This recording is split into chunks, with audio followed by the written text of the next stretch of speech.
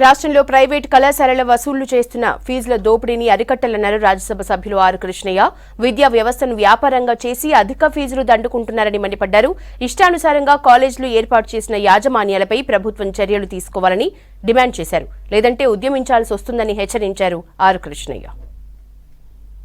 శ్రీ చైతన్య నారాయణ కాలేజీల యొక్క ఆధిపత్యాన్ని దోపిడీని అరికట్టకపోతే మేము పెద్ద ఎత్తున ఉద్యమాలు చేపడతాం. ఆ కాలేజీ అన్నిటి కూడా తాళాలు వేస్తామని చెప్పి హెచ్చరించడం జరిగింది. వీళ్ళు కాలేజీల పేరు మీద లైసెన్స్ పెట్టిన దొంగలు.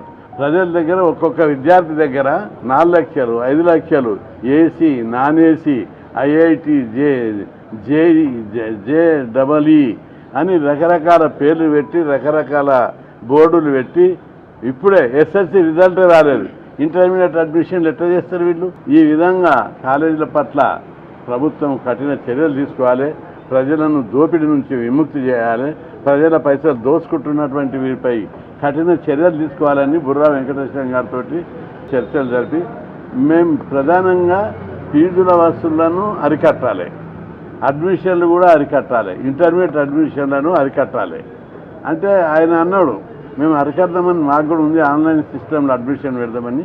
ఈ గ్రేడెడ్ ఉండడం వల్ల ర్యాంకులు తెలవక దీంతో ప్రాబ్లం అవుతుందని చెప్పాడు. అయినప్పటికీ కూడా ఆల్టర్నేటివ్ విధానాన్ని అవలంబించి సెంట్రలైజ్డ్ సిస్టమ్ లోపల అడ్మిషన్ రూపొందిస్తాము. ప్రతి కాలేజీలో ప్రతి అడ్మిషన్ను చెకప్ చేస్తామని బుర్రా వెంకటేశ్వర గారు హామీ ఇచ్చాడు. అదేవిధంగా ఫీజులు రిసిప్ట్లు లేవు, ఓచర్స్ లేవు,